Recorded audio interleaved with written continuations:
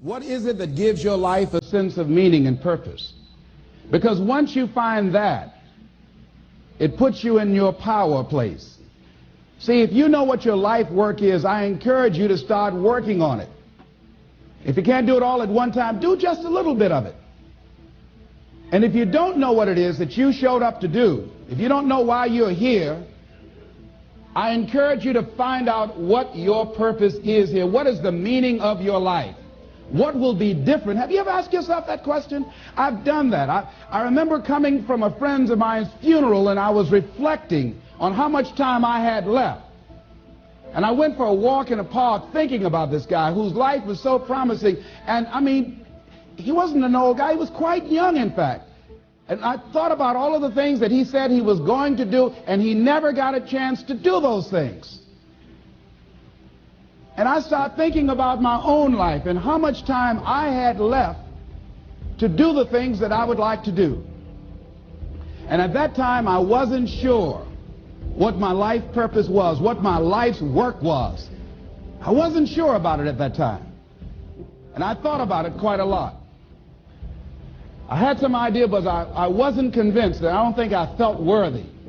I didn't believe that it could be me to do this kind of work that I'm doing right now. And I say to you that if you begin to take a conscious effort to find out what it is that you're supposed to do, I say that it can literally save your life. I said that it can literally save your life. 85% of the American public, according to recent studies, are going to jobs that they hate, working on jobs that do not challenge them. They get sick thinking about going. Because, see, when you go to a job and you already know how far you can go, you can already see that proverbial glass ceiling. See, when you're going someplace and you already know how much you're going to make, you already know how far you can go, you're in a dead-end position. It erodes your self-esteem. It lowers your sense of yourself. It creates an inner turmoil. It creates an emptiness in you. So I say that your life is worth finding what it is that you're supposed to do. And I'm not saying quit your job. I'm saying find it and do just a little bit of it. Just start working at it just a little bit, but do find out what your work is and hold on to it, and don't let your dream go. Don't let it go. See, and here's something else I want you to begin to look at. Why is it that most people don't pursue their dreams or don't do better than what they're doing if they're capable of doing it?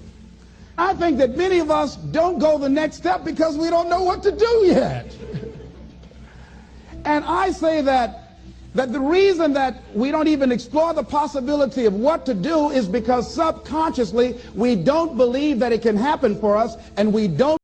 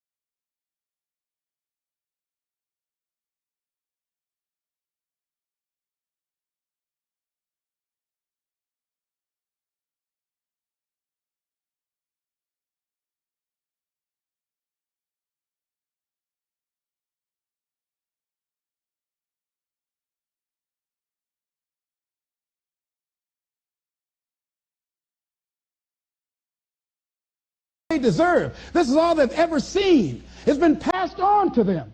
And they think that this is it for them. Oh, no. I was looking what Dr. Blanton Smiley Blanton, who was a colleague of Dr. Norman Vincent Peale. What he said about fear, he said, fear is the most subtle and destructive of all human diseases. Ladies and gentlemen, fear kills dreams. Fear kills hope. Fear put people in the hospital. Fear can age you. Fear, ladies and gentlemen, can hold you back from doing something that you know within yourself that you're capable of doing, but it will paralyze you. And it seemed like you're in a hypnotic spell. And I ask you a question, what is the benefit? What's the benefit of allowing fear to hold you back? What's the benefit of giving up on yourself, of not stepping out on life and taking life on? What is the benefit for you? What's the plus in that? It's one of the things I had to ask myself. So I didn't want to make any mistakes. I wanted everybody to like me. I wanted to be perfect the first time I did something. It's not going to happen.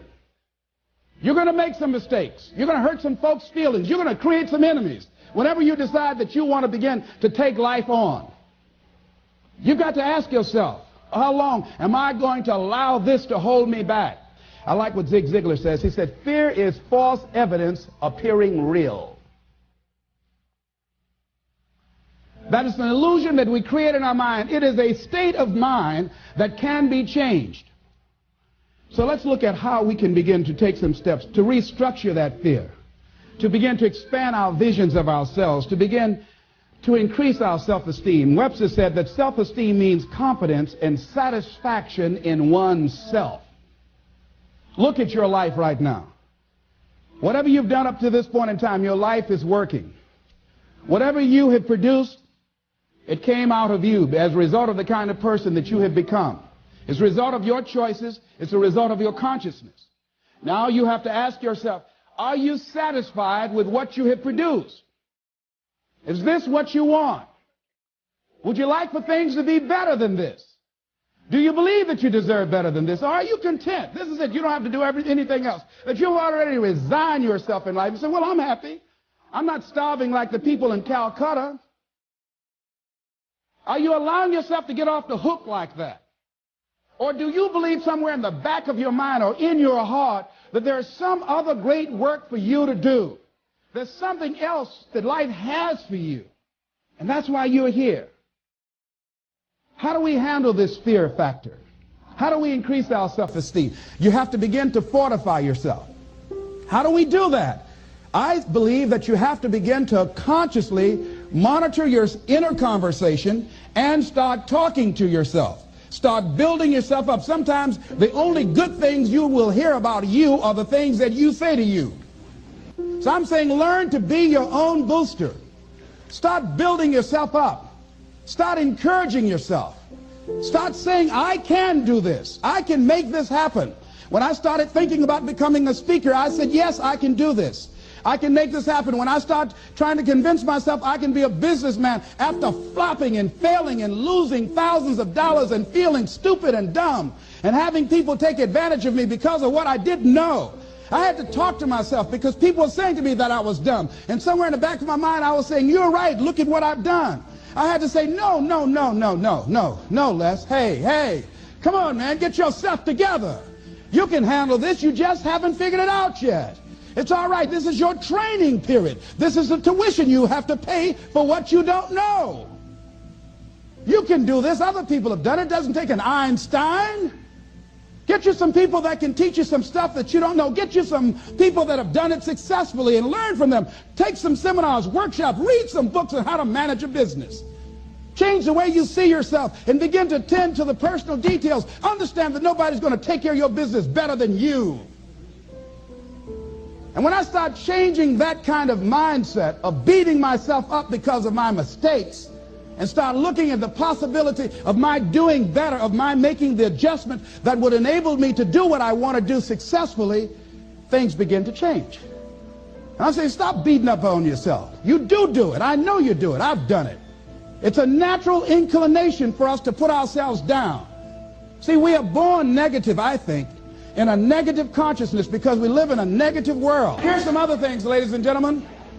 Begin to guard your mind against negative programming, like turn off the television. Don't watch the news. So you've got to guard the kinds of things that you put in your mind. See, if you don't program your mind will be programmed, because human beings are goal-oriented. That's why we die of broken hearts early. That's why we're running through life to early grades. We're going through life, ladies and gentlemen. And I think that Henry David Thoreau said that most men live in quiet desperation. Most of us go through life running scared. So we created this in our minds, false evidence appearing real. We made it